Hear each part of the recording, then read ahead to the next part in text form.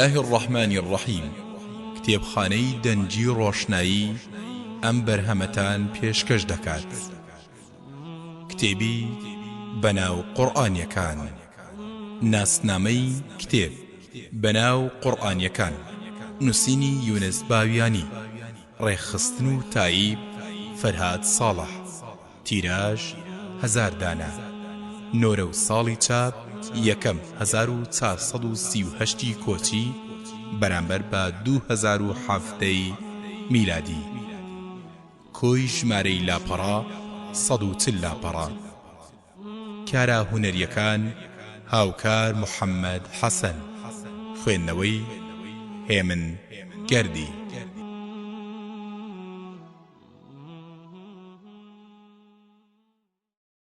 بسم الله الرحمن الرحيم.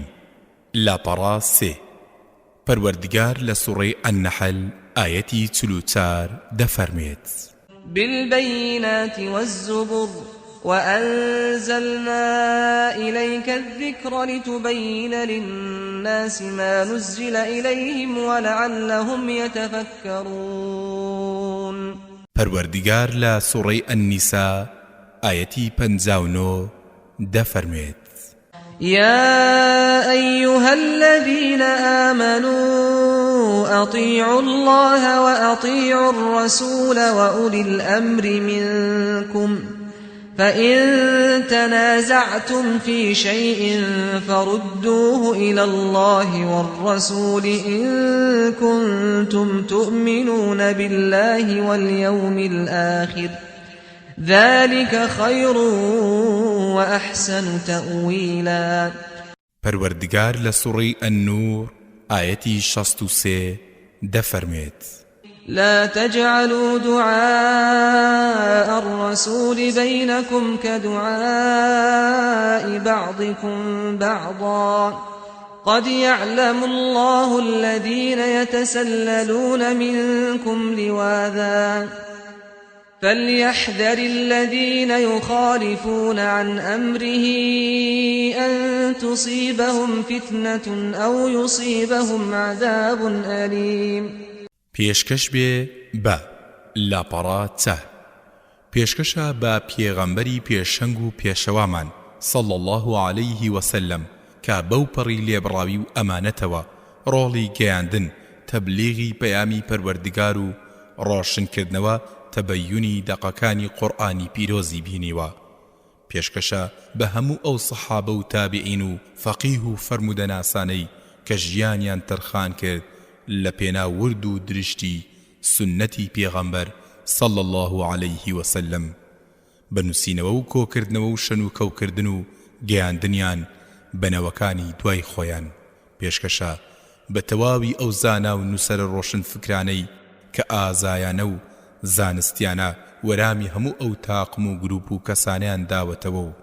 دەدەنەوە کە نەیاری سنەتن و گومان و شوبهە ئەخەنە سەر حجیەتی سنەت. پێشکەشە بەو موسڵمان و گەنج و لاوانەی تون دەستیان بە قورئان و سنەتی پێغەمبەر صلى الله عليه وسلم گرتووە،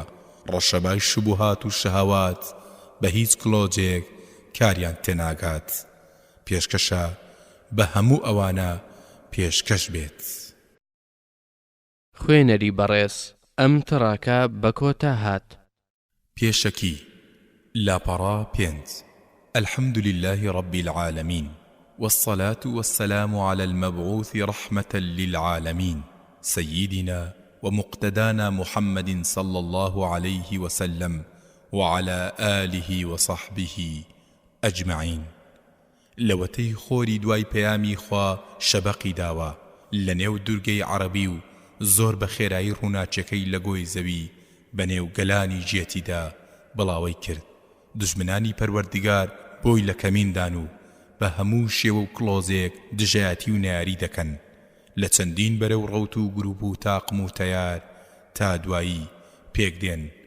دەکرێ بە شێوەی گشتی پۆلێنیان بکەین بۆ دوو جۆری سەرەکی. یەکەم، چەند دوژمنێکی ئاشکرا و ناسراو کە هەر خۆیان ناحەزی و دوژمنایەتیان بە ئیسلام ڕاگەیاندووە و هیچ کات نەیان شاردوێتەوە، وەک نمونەی خاچپەرستان و سەلیبین، شوعی و کۆمەنیستەکان و بێباوەڕ و ملحیدەکان بە شێوەیەکی گشتی ئەوانەی کوفر و بێباوەڕیەکەیان نەشاردۆتەوە و ناسراون بێگومان زەرەر و مەترسی ئەوانە بۆ ئیسلام و مسلمانان دیار و زاندراوە مسلمانان لە ئاستیان وریا و بە ئاگان دووەم بەڵام جۆرەکەی تر ئەوانەی کە لە ژێرپەردەی ئیسلام و ناو و نازناوی ئیسلامی خۆیان حەشارداوە و کوردگوتەنی گورگن لە پێستی مەڕدا خۆیان وا پێناس و نمایش دەکەن کەوا دڵسۆز و دڵسوتاوی ئیسلامن و ئامانجیان خزمەتکردنی ئیسلام و مسلمانانە و کار دەکەن لە پێناو یەکێتی و یەکڕیزی ئومەتی ئیسلامی و هۆشیارکردنەوە و بەرەو پێشبردنی کۆمەڵگەی ئیسلامیدا وەلێ لە ڕاستیدا ئەوانە دوژمنی سەرسەختی ئیسلام و دووڕوو دەخەڵن زیان و مەترسیان لەوانی تر زۆر زیاترە چونکە بە ئیسلام دژمنایەتی ئیسلام دەکەن و خەڵکی سادە و عەوام نایەناسن و فریو دەخۆن هەروەها لەم چەند ساڵەی دواییشدا لە کوردستان چەند کەسێک دەستیان داوەتە بانگەشەکردن و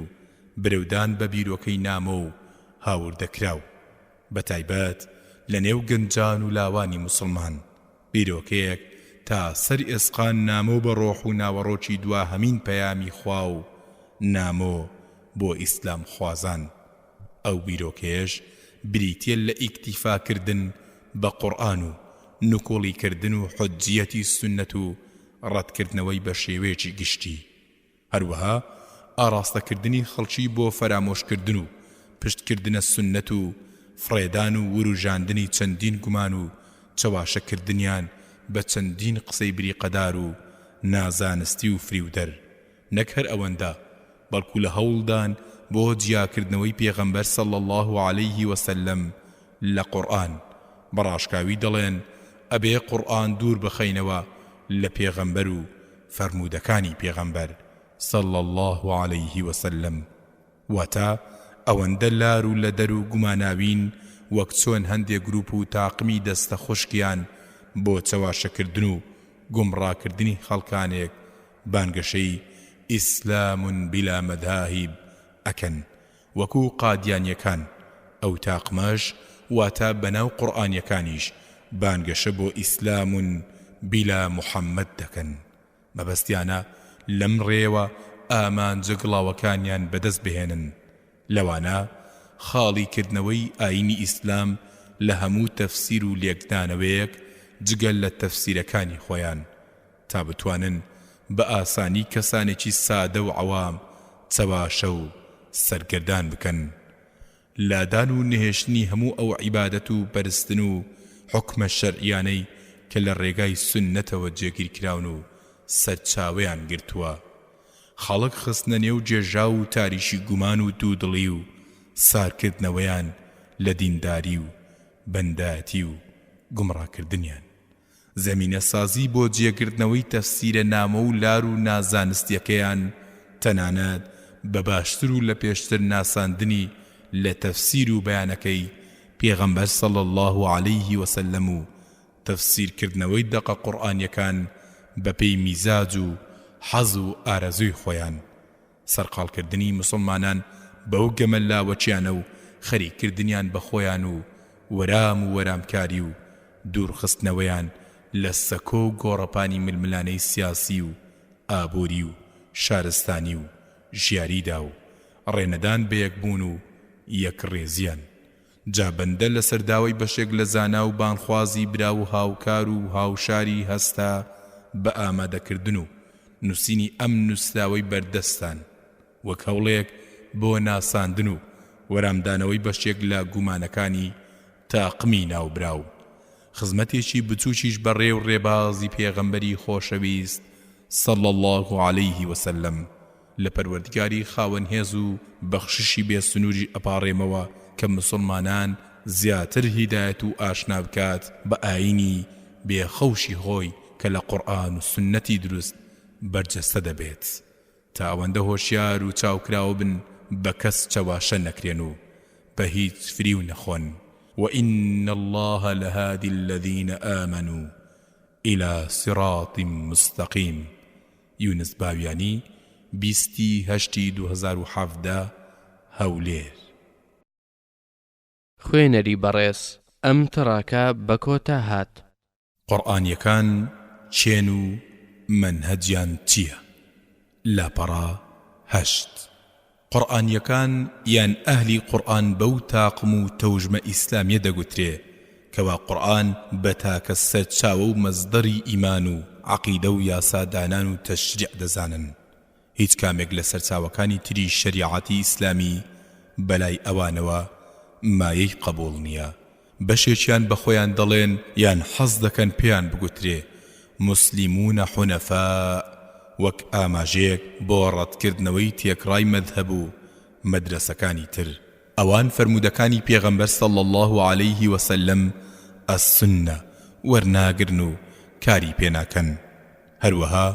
وتە و فەرمودەی زانایانی پێشین السەلەف و کۆڕای زانایان الئیجماع و قیاس و سەرچاوەکانی تری شەریعەتی ئیسلامی ڕەت دەکەنەوە و بە سەرچاوەی وەرگرتنیان نازانن. بەلای ئەوانەوە سەرچاوەکانی ئەهلی سوننە و شیعە و ئیبازیەکان و مەذهەب و مەدرسەکانی تریش بە یەک چاو تەماشا دەکرێن و ئەرزشیان بۆ داناندرێ. بە ئاینە زمینیەکەیان الئەدیان الئاردیە ناویان دەبەن. خوێنەری بەڕێز ئەم تڕاکە بە کۆتا هات. مێژووی سەرهەڵدانیان لاپەڕا 10. بەشێک لە نووسەر و لێکۆڵەرەوەکان فیکرەی نوکۆڵیکردن و ڕاتکردنەوەی سنەتی پێغەمبەر صلی الله عليه وسلم دەجێڕنەوە بۆ سەردەمی خەواریج. دەڵێن یەکەم جار ئەم تەرزە بیرکردنەوەیە لەسەر دەستی خەواریجەکان دەرکەوت کاتێک ئەم یاسا و تەشریعاتانیان ڕەتکردەوە کە فەرمودەکانی پێغەمبەر صلی الله عليه وسلم وەرگیرابوون و لە قورئاندا نەبوون، وەکو جێبەجێکردنی ڕەجمی زیناکار و مەسحی سەرخوفەکان و تا دوایی. بەڵام دواتر لە سەردەمی نوێدا ئەم فیکرێ سەری هەڵدایەوە و دەرکەوت کە نیمچە قارەی هیندی لە وڵاتی هیندستان لەسەر دەستی کەسێک بە ناوی ئەحمەد خان کە ئاەتەکانی قورئانی پیرۆزی تەنها بە عەقڵ تەفسیر دەکردن و لێک دەدانەوە و چەند مەرجێکی پەکخەری دانا بۆ وەرگرتنی فەرمودە. بەم شێوەیە بەشی هەرە زۆری فەرمودەکانی پێغەمبەر صلی الله عليه وسلمی ڕەتکردنەوە. پاشان کەسێکی تر بە ناوی عەبدوڵڵا جەکراڵەوی لە پاکستان پەرەی بەم بیرکردنەوەیەدا و ئینکاری تەواوی فەرمودەکانی دەکرد و پێی وابوو ئەوەی پەروەردگار بۆ پێغەمبەری صلی الله عليه وسلم ناردووە تەنها قورئانە و بەس. کۆمەڵێکی دامەزران بە ناوی ئەهل الذیکر والقورئان بانکەشەی ئەوەی دەکرد کەوا قورئان تاکە سەرچاوەی یاسا شەرعیەکانە و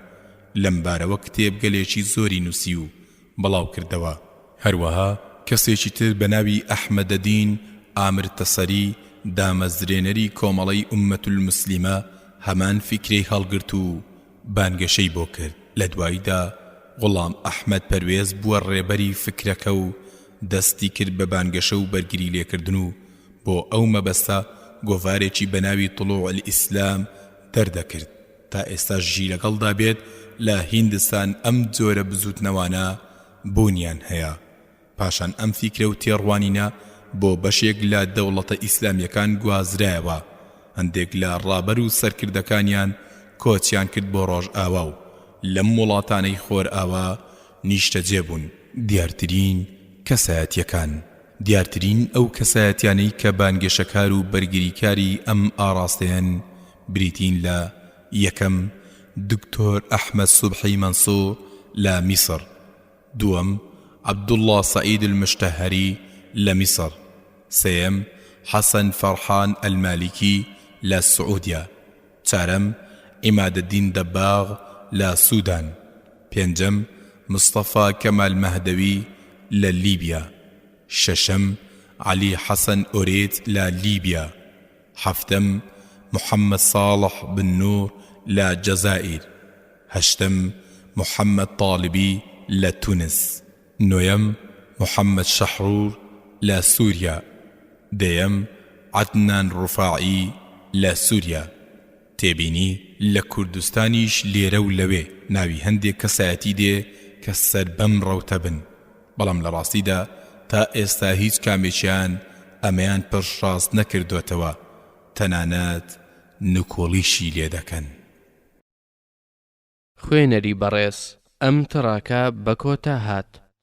بەرنامە و منهەجیان لە ڕاوە و تەفسیری قورئان لە پەڕا چاردا. ئەم ڕەوتە بۆ لێکدانەوە و ماناکردنی قورئان پشت بە هیچ تەفسیر و ڕاوەیەکی زانایان و کتێبەکانی تەفسیر نابەستن. ئەوەی پێی دەڵێن ماناکردنی قورئان بە قورئان، تەفسیر القورئان بالقورئان،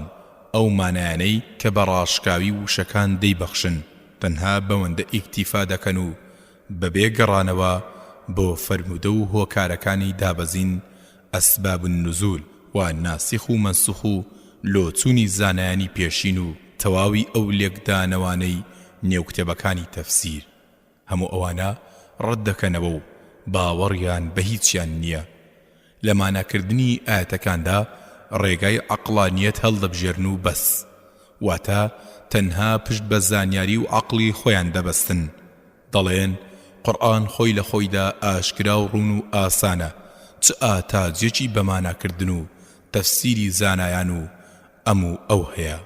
بۆ نمونە کەسێکی وەک ئەحمەد خان کە یەکێک لە ڕابەرەکانیان لە وڵاتی هیندستان تەفسیرێکی قورئانی داناوە و بە ئارەزوو عەقڵی خۆی یاری بە چەمکەکان دەکات، تەواو ئەیان شێوێنێ و تەفسیر و تەئویلی نامۆ و غەریبیان بۆ دائەتاشێ. بۆ وێنە نکوڵی لەبوونی فریشتە، جن و پەری، شەیطان دەکات.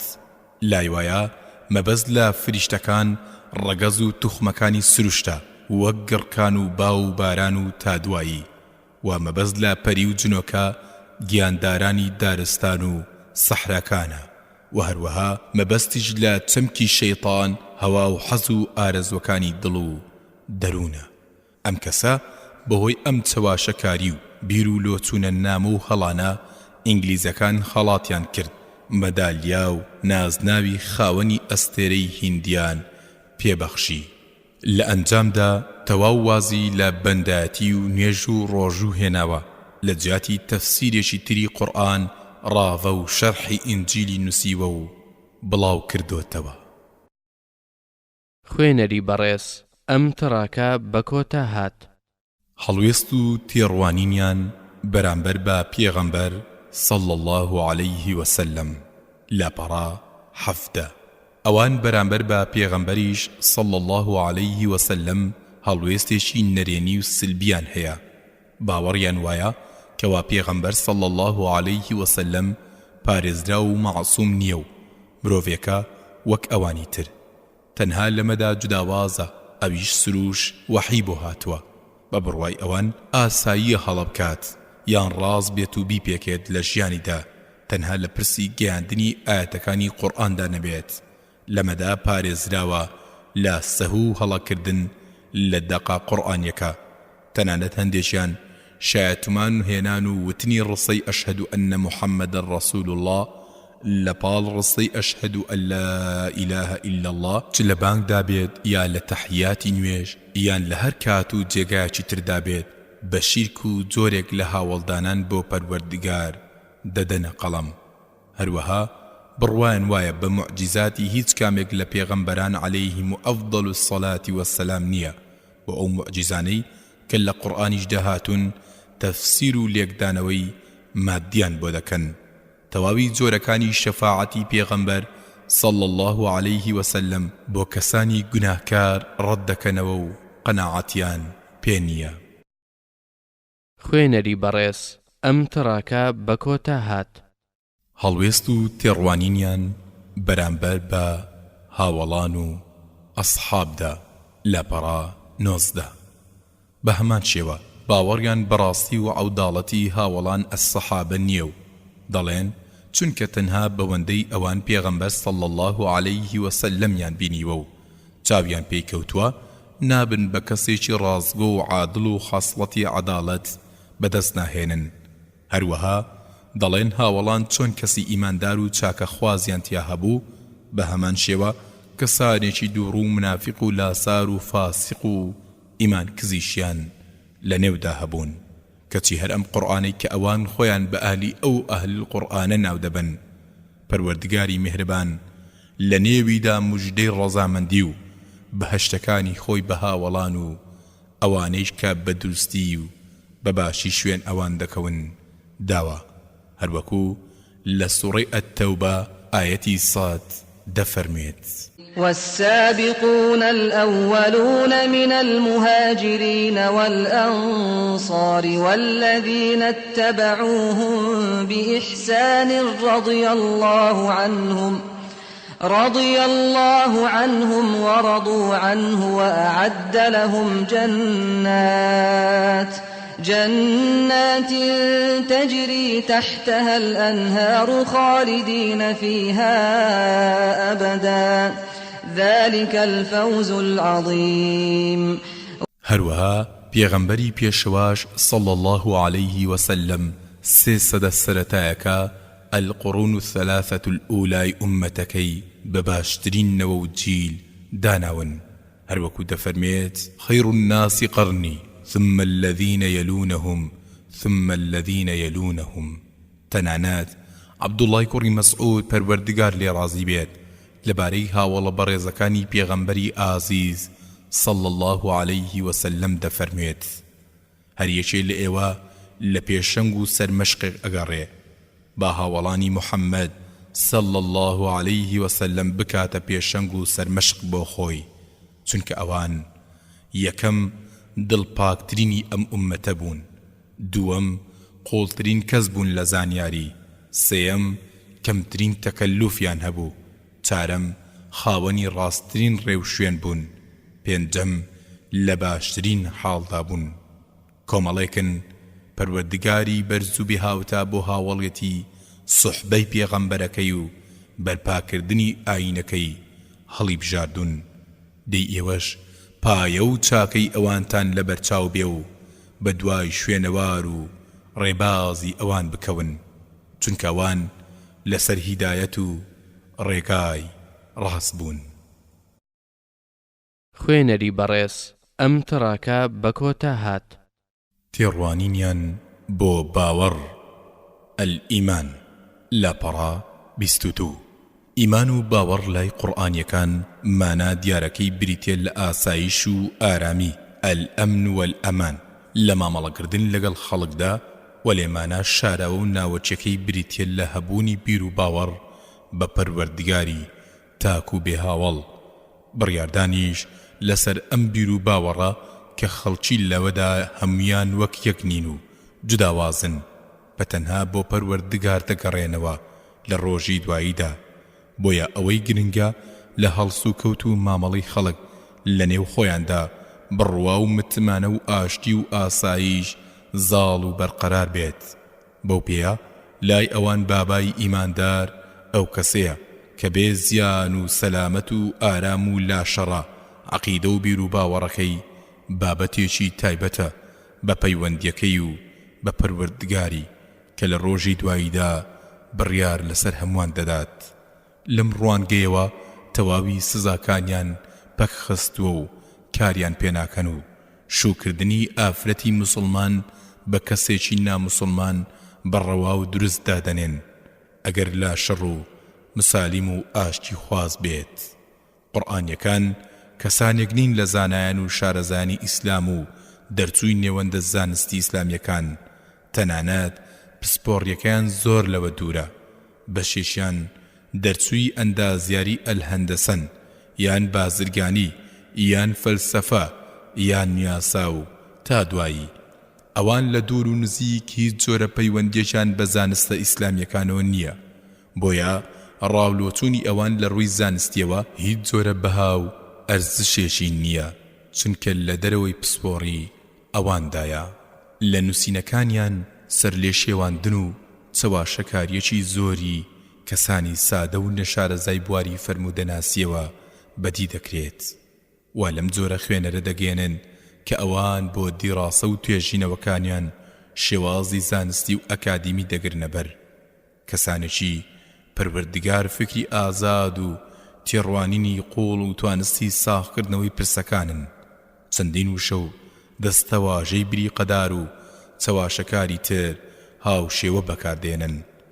لەو ڕێەوە وا لە خوێنەر دەگەێنن کە ئەوان تاکە سوار چاچی ئەم مەیدانن و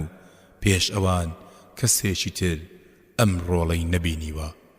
لەوەش سەیتر ئەوەیە ئەو قسە و لۆچوونە ناڕاست و هەڵە و دوور لە زانستیانەشیان هیچیان هی خۆیان نییە و ساختن ئەم تۆمەت و بوختان و قسە بێبنەمانە گشتیان قسەی کۆن و سواوی دژمنانی ئیسلامە ئەمڕۆ ئەوان دێن دووبارەیان دەکەنەوە و خۆیان لێ دەکەن بە خاوەن هەر کەسێک کتابی ئەڕیسالەی پێشەوە شافعی بەڕ ڕەحمەتی پەروەردگار بکەوێت ئەو سەرچاوە و پەرتوکانەی کە لە کۆنەوە بۆ بەرگریکردن لە سونەتەوە نووساون بخوێنێتەوە چاک چاک ئەم ڕاستی سەرەوەی بۆ بەدیار دەکەوێت و ڕوون دەبێتەوە ناتەواوی و خەلەلێکی زۆر هەیە لە مەنهەج و بەرنامەیان چونکەوان دیڕاسەی ئیسلام دەکەن لە سەرچاوە و کتێبی دوژمنانی ئیسلام ئەڵبەت هیچ جۆرە دیڕاسە و توێژینەوەیەکیش زانستی و جێی متمانە و باوەڕ نییە ئەگەر لە سەرچاوەی ڕەسەنی خۆی دیڕاسە نەکرابێت کەسیە و سەرچاوانەی ئەوان پشتی پێدەبەستن سەرچاوەی ڕۆژهەڵات ناس و جوولەکە و گاور و ئەو تەرزە گروپ و تاقمانن کە بە ناڕەوا لەسەر ئیسلام دەژمێردرێن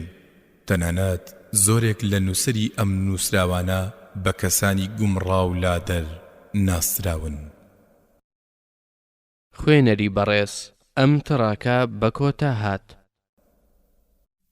پێغەمبەر صلی الله عليه وسلم لە فەرمودەیەکدا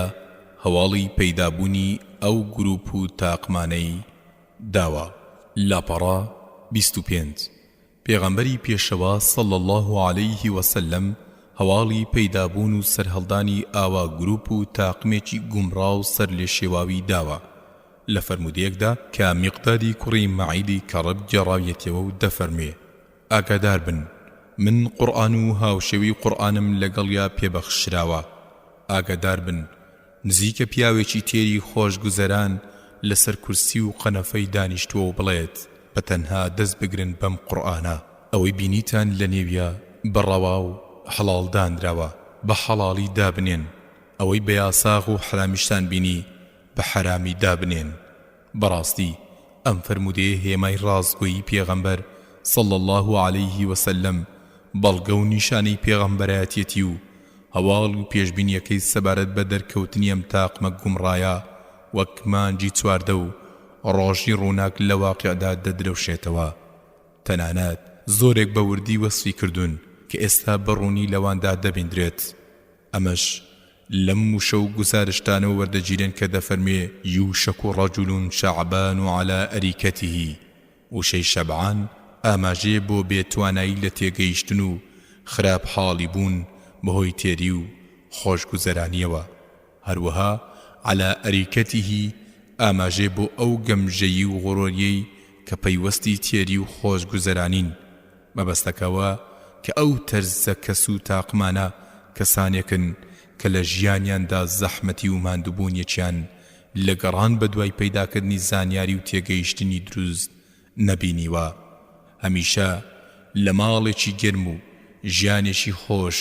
ژیاون و دەژین و قسەی وازل و لە خۆیان زانیاریەکەیان گەورەتریش دەکەن و عەقڵە قەزەم و بچووکەکەی خۆیان پێ لە عەقڵ و زانیاری و پسپۆڕی و ئەزموونی و شارەزایی تەواوی زانا و پێشەوا و تەنانەت هاوڵانیش بەلایەنەوە لە پێشترا ئەوانەی ڕوبەڕووی ئەم ڕەوتە بوونەتەوە چێن ئەگەر ڕەشەبای هێرشکردن و دوژمنایەتیکردنی سنەتی پێغەمبەر صلی الله عليه وسلم لە سەدەی دووەمی کۆچیدا دەستی پێکرد بێت بە مەبەستی پەراوێزخستنی دوورخستنەوەی موسڵمانان لێی و دروستکردنی گومان و دوودڵی لە ناخیاندا بەرامبەری هاوکات چەندین زانا و پێشەوای بەتوانە و پسپۆر سەرسەختانە ڕوبەڕووی ئەم هەوڵە نەزۆکانە بوونەتەوە و بەرگریەکی بەهێزیان لە سونە و پێگەکەی کردووە بە شێوەیەک ڕوبەڕووی پیلان جێڕان و دوژمنانی سنەی پێغەمبەر صلی الله عليه وسلم بوونەوە و شکستیان بە پیلانە دۆڕا و نەگریسەکانیان هێناوە تا ئاستێکی بەرچاو بێ هیوایان کردن و بە تونێڵی بەدگومانی و تاریکیان سپاردوون. خوێنەر و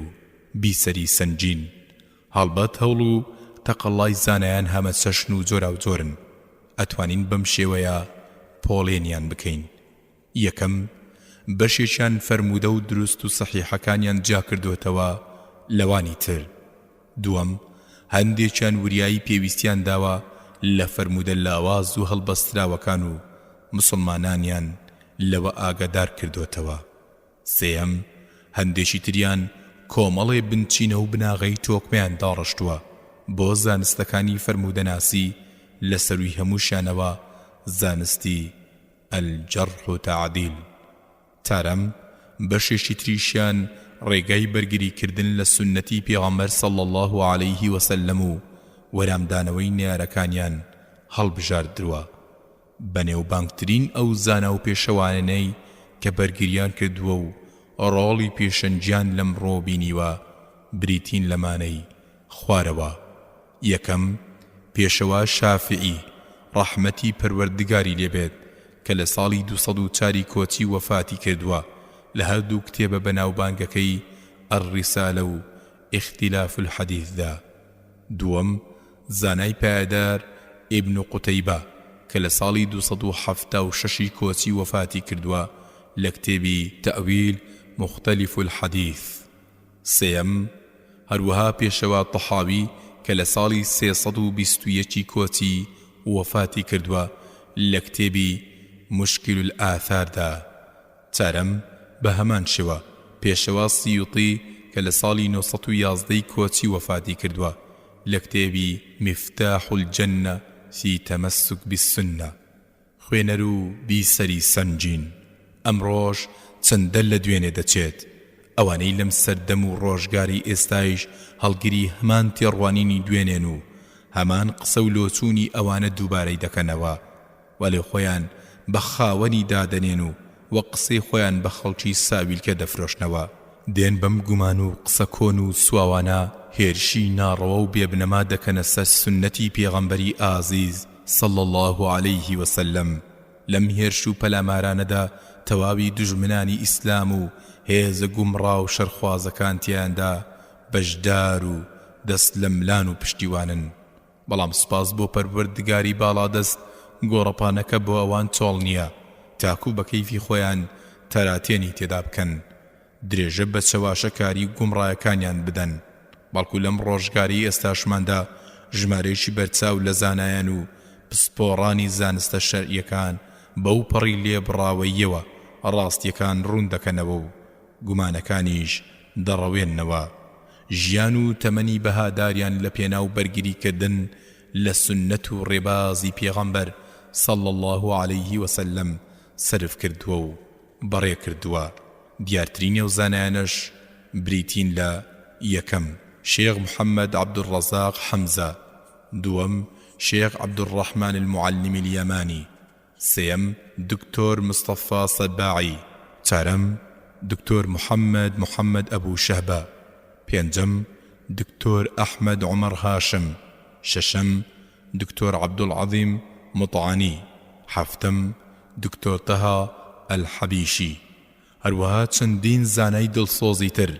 هەڵبەت هەوڵ و تەقەڵای زانایان و مسلمانان لە پاراستن و پارێزگاریکردنی سنەت بەردەوامە و ڕۆڵی بەرچاویشیان بینیوە لە دەرخستنی ڕاستیەکان و ڕەوانەوەی گومانەکان و چەواشەکاریەکانی ناحەزان. لەو ڕێوە بەرچاو ڕوونیەکی چاچی مسلمانانیان کردووە،